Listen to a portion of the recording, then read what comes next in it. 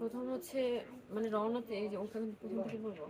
আচ্ছা, আমরা তো বরিশালে থাকি, তো ওখানে আমরা খবরটা পাই এশারের দিকে, মানে এশারের পরের দিকে 8:30টার দিকে। তো এটা আমি আমার মা আর আমার বড় ভাই এই তিনজনে আমরা 11:30টার দিকে গাড়িতে উঠি, প্রাইভেট কার উঠে আমরা ওখানে পৌঁছে 3:30টায়। থানায় আমরা সোজা মর্গে যাই, মর্গে যাওয়ার পরে দেখি যে ওখানে কেউ নাই, আমার মামা একা মর্গে পড়ে রয়েছে।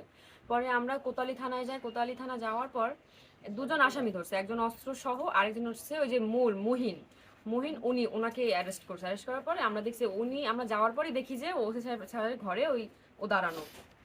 তো আমি যে মানে ওখানে যে মানে ইনচার্জ উনি ওনাকে বলছে যে আমি কথা বলতে চাচ্ছি, বলছে যে একটু পরে কথা বলি, আগে ওনার সাথে কথা বলিনি, মানে যে আসামি প্রথম। আর হচ্ছে গিয়া আমি ডিউটি অফিসারের কাছে যাই যে আপনাদের এখানে কি মামলা হয়েছে। পরে বলছে না এখনো হয় নাই। আমি কেন হয় নাই? হয় নাই, আমরা প্রসেসিং আছে। আমি কিসের প্রসেসিং? এখন আপনার কিসের প্রসেসিং এ থাকবেন? অলরেডি কয়েক ঘন্টা হয়ে গেছে।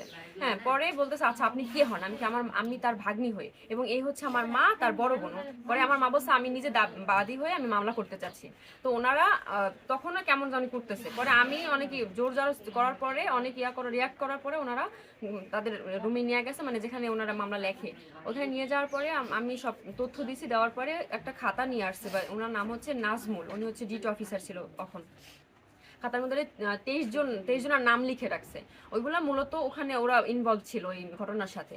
তো এইগুলো লেখানোর পরে পরের দিন 11:30টার সময় আপনার ওই যে মনিরুজ্জামান মনির, উনি হচ্ছে ইনচার্জ ওখানে, উনি আমাকে বলে যে আমাকে ডাকিয়ে বলে যে স্ক্রিপ্ট দিছে, আমার স্ক্রিপ্টটা দিয়ে বলে যে এটা পড়েন আপনি। হ্যাঁ, আর আমার হাতে কলম দিছে যে কোন জায়গায় মিসিং আছে, যে এখানে লাগবে, এটা লাগবে, তো আপনি ওটা নিজে এটা ইনক্লুড করে দেন এটার সাথে, তারপরে আমরা এটা আবার এটা নতুন করে আবার লিখবো। তো আমি এটা পড়ার পরে দেখি যে অস্ত্র দিয়ে যে আমার মামার যে গুলি করা হয়েছে, আমার মামার যে চাকু দিয়ে মাথায় আঘাত করা হয়েছে, এখানে আঘাত করছে, গলায় আঘাত করছে, এবং হাতের ভিতরে চাকুর মতো দিয়ে আমার মামার এই ঘাড়ে আঘাত করা হয়েছে, এবং ইট দিয়া তাকে মাথা থেতলাই দেওয়া হয়েছে। পরে তো আপনারা দেখছেন ভিডিওতে যে পাথর মারা হয়েছে। তো ওইগুলো করার পরে ওইগুলো উল্লেখ করেন, আমি এগুলো কেন উল্লেখ করেন নাই? পরে বলছে আপনি যখন বলছেন তাহলে আমরা উল্লেখ করতেছি, আপনি এগুলো পড়েন আরো।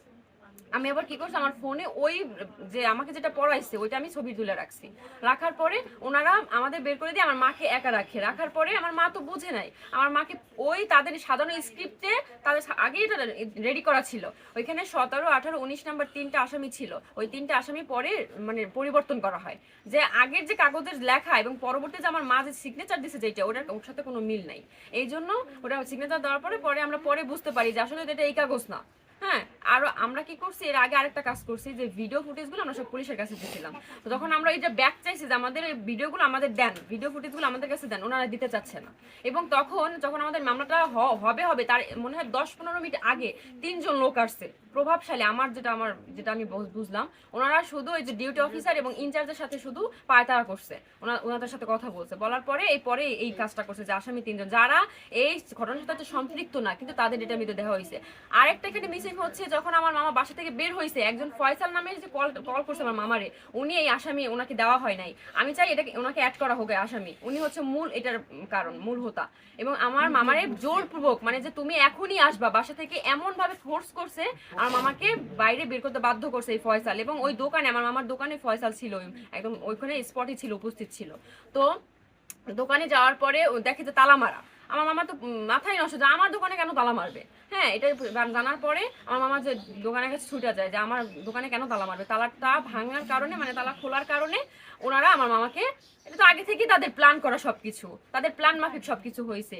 এবং আপনারা দেখছেন যে আমার মামাকে পদে পদে শুধু এক জায়গায় বসে তাকে নির্যাতন করা হয় না, প্রথমে তাকে ওই যে ঘাড়ে আঘাত করছে, আর ইট মারছে মাথায় মারার পরে ওখানে আমার মামা সাথে সাথে লুটায়ে পড়ার পরে তাকে কিভাবে পাথর চাপা দিয়েছে, যখন পাথর মারতেছে তখন কিন্তু আমার মামার জানটা ছিল।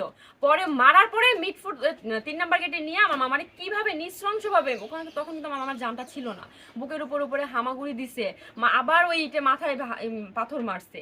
তো আমি চাচ্ছি সরকারের কাছে, মাননীয় প্রধান উপদেষ্টার কাছে আমার একটাই অনুরোধ, যে আমার মামাকে যারা এরকম নৃশংসভাবে অত্যাচার করে, নৃশংসভাবে কষ্ট দিয়ে মারছে, তাদের যেন ফাঁসি হয়।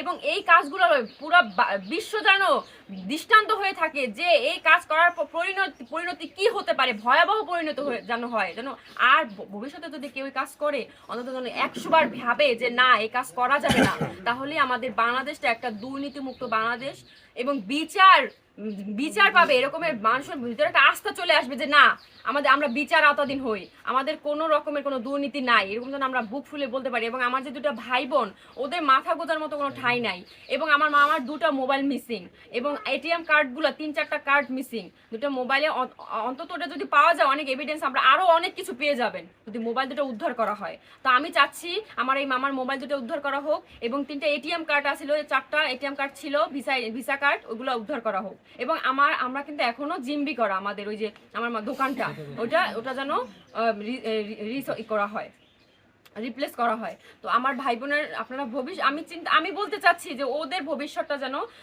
একদম নিজে থেকে একদম আন্তরিক থেকে যেন মাননীয় উপদেষ্টা এবং আইনমন্ত্রী যেন বিবেচনা করে এবং যেন দৃষ্টান্ত শাস্তির ব্যবস্থা করে এদের জন্য।